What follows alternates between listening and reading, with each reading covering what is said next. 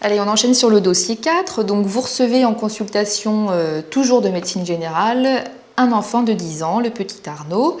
Voilà, donc dans ses antécédents, vous notez notamment un ictère et des otites à répétition, avec une notion d'antécédent familial de maladie du sang. Sa mère, elle ne le trouve pas comme d'habitude. En gros, il est fatigué. Arnaud, il vous dit qu'il est dyspnéique. Il faut que vous sachiez retranscrire en langage médical ce qu'il y a dans votre énoncé. Par exemple, on vous dit qu'il est essoufflé. Ce qui sera coté, c'est si vous mettez dyspnée. On vous dit jaunisse, il faudra mettre ictère. Il faut que vous, c'est facile, hein, mais il faut le faire. Il faut vraiment parler en langage médical. Alors, on y va. Donc, la question 1, je vous demandais de compléter le bilan biologique de première intention. Donc, déjà sur sa NFS, ce qu'on voyait, c'était une anémie qui était normochrome parce que le CCMH était supérieur à 31%, CCMH hémoglobine sur hématocrite, elle était normocytaire puisque le VGM hématocrite sur globule rouge était à 84. Donc là, en gros, vous avez une anémie, ictère, splénomégalie, donc anémie hémolytique. Donc là, vous devez, surtout n'oubliez pas, c'est très facile d'oublier parce que vous pouvez partir bille en tête, aïe, c'est une hémolyse. Il faut toujours, là, vous n'avez pas les réticulocytes, donc il vous les faut absolument. Anémie, réticulocytes, c'est un réflexe. Donc là, il vous faut les réticulocytes et il vous faut confirmer votre hémolyse biologiquement. Donc pour confirmer l'hémolyse, en gros, il y a 4 examens, c'est la bilirubine libre, LDH, fer sérique, aptoglobine. Ensuite, vous avez 2 autres examens qu'on peut faire en première intention. C'est discutable, mais ça ne vous sera jamais reproché. C'est un frottis sanguin. Sur le frottis, vous pourrez éliminer la présence de schizocytes. Et ensuite, un test de Coombs dans le cadre des anémies hémolytiques auto-immunes. Donc, test de Coombs, frottis sanguin. Ensuite, de principe, vous avez un ictère. Vous avez l'anémie qui est là, mais de principe, devant un ictère, vous pouvez faire un bilan hépatique. Quelle est la différence entre bilirubine libre et conjuguée? Alors, question de physiologie P2D1. Alors, la bilirubine, en fait, c'est le produit de l'hème. L'hème, c'est une composante de l'hémoglobine. Voilà, donc il y a la bilirubine libre ou indirecte et la bilirubine libre directe. En fait, l'hème, il est dégradé en bilirubine libre. La bilirubine libre, elle passe dans le sang. Cette bilirubine libre, elle va très majoritairement se lier à l'albumine. C'est la bilirubine libre liée. Il y a aussi la bilirubine libre non liée qui, elle, va être neurotoxique et c'est notamment ce qui donne la toxicité des ictères néonataux. Bref. Donc, bilirubine libre liée à l'albumine. Donc ça, c'est voilà. Et ensuite, cette bilirubine libre va au niveau du foie. Au niveau du foie, elle va être conjuguée. Et c'est ce qui va devenir la bilirubine conjuguée ou directe. Et ensuite, elle sera excrétée par la bile. En gros, pour faire la différence entre les deux, sur la clinique, dans les ictères à bilirubine conjuguée, vous aurez des urines foncées et des selles décolorées et un prurite. Donc, en gros, les cadres étiologiques, c'est pareil, c'est assez simple. Donc, les ictères à bilirubine libre, c'est en gros, c'est l'hémolyse, c'est le Crigler-Najjar, enfin c'est surtout l'hémolyse, donc c'est ce qu'il faut retenir. Et dans les ictères à bilirubine conjuguée, là c'est le module de gastro, donc il y a tout plein d'étiologies, les causes hépatiques, les causes biliaires, tout ça. Voilà, donc on va passer à la question 2. Donc vous recevez les bilans, vous concluez, vous suspectez une maladie de Minkowski-Schoffer ou sphérocytose héréditaire. Alors, je vous donnais le diagnostic et je vous demandais de m'expliquer pourquoi on pouvait penser à ce diagnostic et comment la confirmer. Donc, les arguments cliniques pour cette maladie. Donc déjà, c'est les antécédents familiaux de maladies du sang. La maladie de Minkowski-Schoffer, c'est une maladie autosomique dominante qui est prédominante chez les caucasiens. Voilà, donc autosomique dominante, donc là c'était chez son père, donc ça n'a pas renté au premier degré. Ensuite, les antécédents personnels d'ictère dans l'enfance, donc les maladies de Minkowski-Schoffer, elles évoluent par crise, donc c'est des crises de déglobulisation. Voilà. Ensuite, il y avait l'anémie, donc sur l'asthénie, la pâleur, la dyspnée, l'hémolyse, sur l'ictère et la splénomégalie, et ça se diagnostique souvent chez l'enfant vers l'âge de entre 5 et 10 ans, quoi. Ensuite, il y avait l'argument de fréquence dans les anémies hémolytiques, c'est une cause assez fréquente d'anémie hémolytique corpusculaire. Et ensuite, vous n'aviez pas d'autres causes d'ictère, notamment vous n'aviez pas de diarrhée, pas d'hépatomégalie, pas de fièvre, pas de cause infectieuse, voilà. Donc là, il faut bien que vous fassiez attention, c'est ce que je vous disais tout à l'heure, à bien lire les questions. Je vous demandais les éléments cliniques. Si vous m'avez mis que parce qu'il y avait une anémie sur la NFS, et ben soit ça code pas et ça vous a fait perdre du temps, soit même ça peut même vous faire perdre des points. Donc lisez bien les questions. Les questions sont réfléchies pour pas faire de fausses routes. Voilà, donc je vous demandais comment confirmer ce diagnostic. Donc alors c'est vrai que c'est un peu spécialisé comme question, mais en gros ce qu'il faut que vous reteniez, la maladie de Minkowski-Schoffer, c'est qu'il y a des sphérocytes, c'est des hématies les hématies normalement c'est un petit peu plat, c'est des disques un petit peu plats. Dans la maladie de Minkowski-Schoffer, c'est des microsphérocytes, en fait c'est des hématies qui sont rondes. Donc le frottis sanguin, vous aurez des sphérocytes. Vous aurez une résistance dans les solutions hypotoniques qui va être diminuée. Ça veut dire qu'en fait, c'est ce qui donne l'hémolyse. En fait, c'est que dès qu'on a une petite diminution de l'osmolarité, les globules rouges vont avoir tendance à éclater. C'est ce qui donne les crises de déglobulisation. Ensuite, l'auto-hémolyse à 37 degrés, l'ectacytométrie, mais ça c'est du domaine de la spécialité, même entre spécialistes, il n'y a pas de consensus pour poser ce diagnostic. Et surtout, l'enquête familiale, hyper important, l'enquête familiale pour poser le diagnostic. Donc, s'il y a vraiment deux choses à retenir sur maladie de Minkowski-Schoffer, c'est quelque chose qui est assez spécialisé, c'est le frottis et l'enquête familiale. Ça, vous savez que si vous avez un dossier comme ça, il faudra caser ces deux mots-là. Voilà. Donc on va passer à la question 3. Donc je vous disais que votre diagnostic était confirmé, que vous le supplémentiez en folate au long cours, ce que je vous expliquais le dossier d'avant. Donc anémie hémolytique, on supplémente en folate. Et donc vous le revoyez 4 ans plus tard. De nouveau, il est fatigué, essoufflé. Et donc là, par contre, il a une tension qui est un peu basse, à 160. Une fréquence cardiaque un peu élevée à 120 par minute. Donc là, vous lui faites un bilan et là, vous retrouvez une anémie à 5 grammes, une hématocrite à 22%, et d'un seul coup, qu'est-ce que vous voyez? Il devient arrégénératif et sa bilirubine libre est toujours augmentée. Donc là, en gros, vous êtes dans le cadre d'une anémie hémolytique arrégénérative. Curieux. En fait, devant ce cadre de figure, il y a deux choses en fait à penser. Une anémie hémolytique qui devient régénérative, il y a deux causes. En gros, soit c'est quelqu'un qui n'a pas été supplémenté en folate, et du coup, la moelle, elle veut bien régénérer, mais sauf qu'elle n'a plus assez de matière première. Donc voilà, c'est une des causes. Là, je vous précisais bien, bon après, peut-être qu'il prend mal son traitement, mais je vous précisais bien qu'a priori, il prenait bien son traitement. Donc ça, vous pouviez l'éliminer. Et ensuite, la deuxième cause, il faut le connaître. Si on le sait pas, on ne peut pas le savoir, mais une fois qu'on le sait, on s'en rappelle. C'est une primo-infection à parvovirus B19. Voilà, où on dit aussi crise d'érythroblastopénie aiguë transitoire d'Ovren-Gasser. Oui, comment confirme-t-on ce diagnostic ? Alors, l'érythroblastopénie, ça se confirme avec le myélogramme, où vous aurez sur le myélogramme, vous aurez des érythroblastes qui seront inférieurs à 5%, et vous confirmez l'étiologie, donc la primo-infection par le parvovirus B19, en faisant les sérologies parvovirus B19, où vous aurez des IgM qui seront très élevés. Généralement, c'est bénin, il n'y a pas de traitement spécifique, et l'évolution est favorable en 2 semaines. Voilà, donc sur l'érythroblastopénie, c'est pareil, c'est quelque chose d'assez spécifique, mais il faut que vous reteniez érythroblastopénie. Si on vous pose la question, ce sera dans le cadre d'une hémolyse, et c'est une hémolyse qui devient arrégénérative, et c'est une primo-infection par le parvovirus B19. Alors on passe à la question 4, donc finalement, avec son anémie à 5 grammes, vous décidez de le faire hospitaliser pour qu'il soit transfusé. Donc il est en hémato, sa transfusion débute, et là 10 minutes après le début, il a des frissons et des céphalées. Donc sa tension chute avec une pression systolique à 85, il est marbré, tachycardie à 140. Voilà, donc face à cette situation, en gros, vous avez 2 diagnostics à évoquer. Il y a l'hémolyse aiguë, intravasculaire par incompatibilité ABO, et le choc endotoxinique pertransfusionnel. Donc voilà, donc 2 diagnostics devant un état de choc au début d'une transfusion, ces 2 diagnostics-là. On a une question qui a été posée sur le site à savoir comment faire la différence entre ces 2 complications. Le choc endotoxinique, c'est quelque chose de rare. Bon, déjà, mais bon, ça va pas répondre à la question.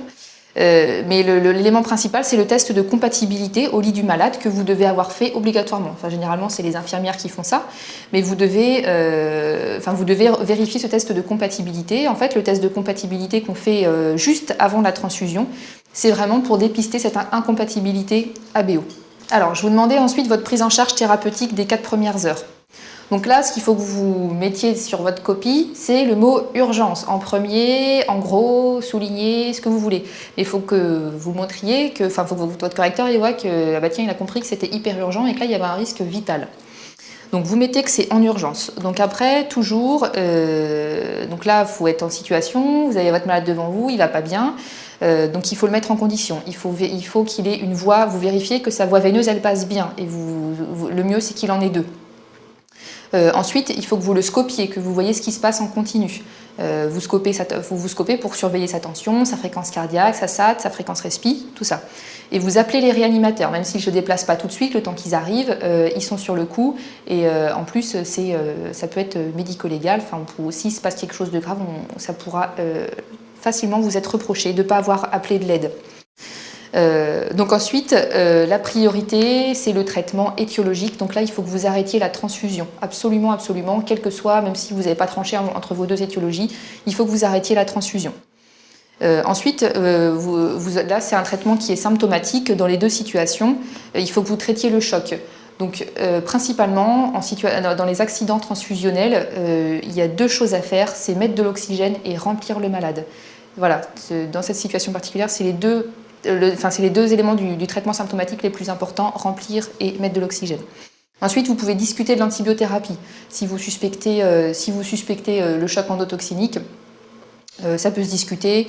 Voilà. Après, c'est un petit peu au cas par cas, ça c'est un petit peu plus spécialisé. Et ensuite, il faut que vous marquiez de réévaluer le besoin transfusionnel.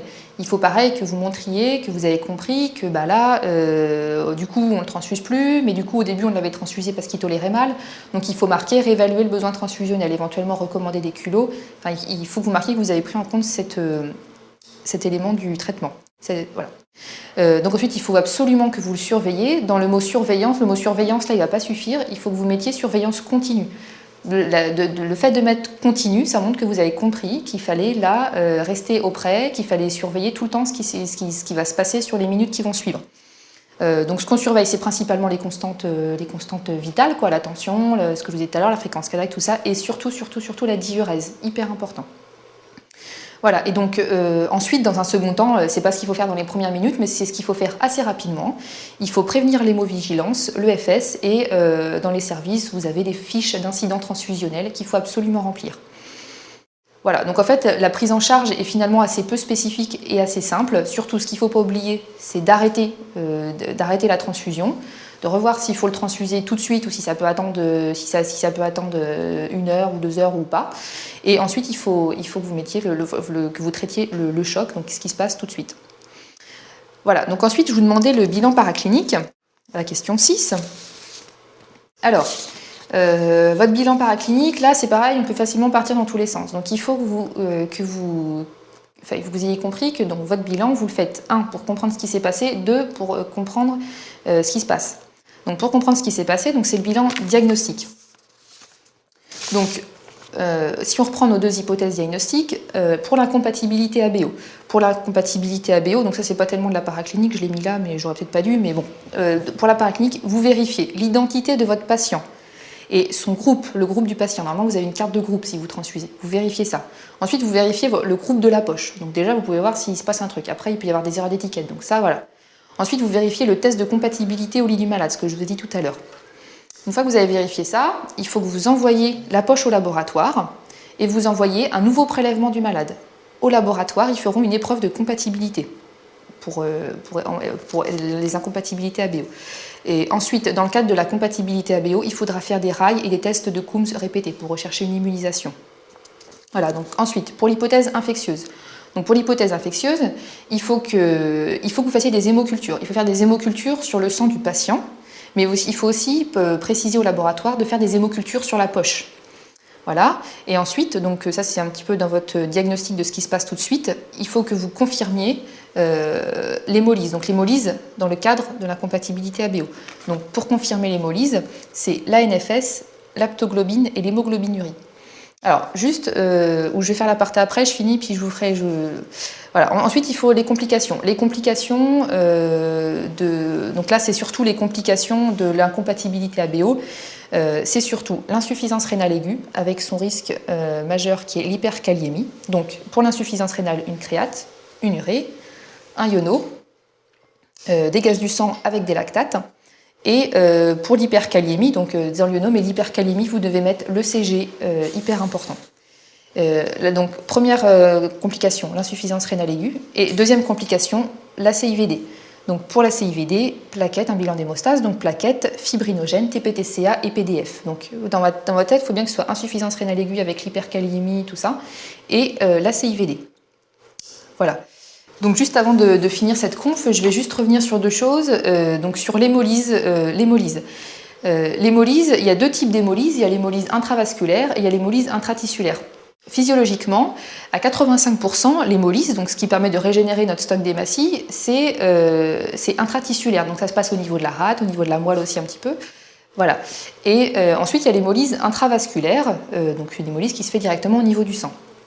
Voilà. Donc ensuite, en physiopathe, il y a, suivant les étiologies, il va y avoir les hémolyses intratissulaires et les hémolyses intravasculaires. Donc, par exemple, dans la maladie de Minkowski-Schoffard qu'on a eue tout à l'heure, ce seront principalement des hémolyses intratissulaires. Par contre, dans les incompatibilités ABO, ce sera plutôt des hémolyses intravasculaires. La différence, c'est quoi? C'est que dans les hémolyses intratissulaires, elles vont s'installer plus progressivement, donc elles vont être généralement mieux tolérées. Voilà, pour faire le diagnostic d'une hémolyse intratissulaire, ce sera en dosant la bilirubine, le fer sérique, les LDH et aussi l'aptoglobine. A l'inverse, l'hémolyse intravasculaire, c'est quelque chose de très aigu et avec l'hémoglobine qui va être relarguée directement au niveau du sang. Donc on aura de l'hémoglobine dans le plasma qui sera donc plus au sein d'un globule rouge et du coup on aura une hémoglobinurie, donc une élimination d'hémoglobine par le rein qui va être toxique pour le rein, c'est ce qui donnera les insuffisances rénales aiguës. Et c'est pour ça que pour faire le diagnostic d'une hémolyse intravasculaire massive, on recherche une hémoglobinurie, donc c'est des urines qui vont être rouges sombres. Et aussi l'aptoglobine, donc l'aptoglobine qu'on a dans les deux types d'hémolyse, l'aptoglobine qui sera effondrée. Voilà, donc hémolyse intravasculaire, c'est aigu, c'est toxique pour le rein, et ça va très vite. Et l'hémolyse intratissulaire, qui est mieux tolérée, qui s'installe plus progressivement. Voilà.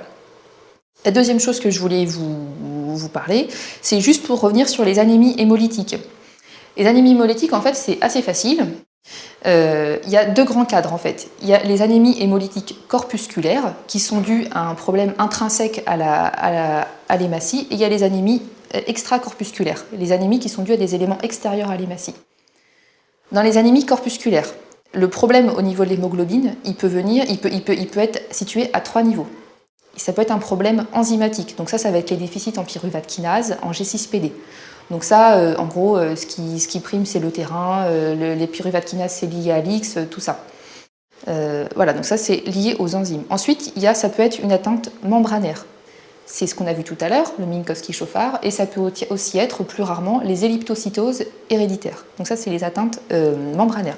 Ensuite, ça peut être une atteinte de l'hémoglobine en tant que telle, donc c'est les drépanocytoses et les thalassémies. Donc ça, c'est l'atteinte intrinsèque de l'hémoglobine, c'est les atteintes corpusculaires, donc enzymes, hémoglobine, membrane. Ensuite, il y a les anémies hémolytiques extracorpusculaires, où là, c'est pas dû à un problème de l'hémoglobine, c'est des agents extérieurs. Donc là, en gros, il y a plusieurs cas, il y a tout plein d'étiologies. Par exemple, je peux vous dire les anémies hémolytiques d'origine immunoallergique, donc dans les alloimmunisations, suite à des gens qui ont été transfusés. Les alloimmunisations, il y a les anémies hémolytiques auto-immunes. Ensuite, ça peut être une consommation, par exemple dans les maths ou dans les chus. Ça peut être les médicaments, ça peut être une infection, par exemple la drépanocytose. Et ça peut aussi être dû à une destruction, par exemple les gens qui ont des valves mécaniques, des valves cardiaques mécaniques, ou des gens qui ont des rétrécissements aortiques serrés, calcifiés. Voilà, donc pour les anémies hémolytiques, voilà, une fois que vous avez compris ce truc corpusculaire, problème intrinsèque, et corpusculaire, problème de l'extérieur, vous aurez ciblé un petit peu toutes les étiologies, dans votre tête, ce sera plus clair. Voilà, donc j'espère que cette conférence vous a un petit peu éclairé. En tout cas, vous pouvez me poser toutes vos questions sur Internet. Voilà, j'y répondrai avec plaisir. Merci.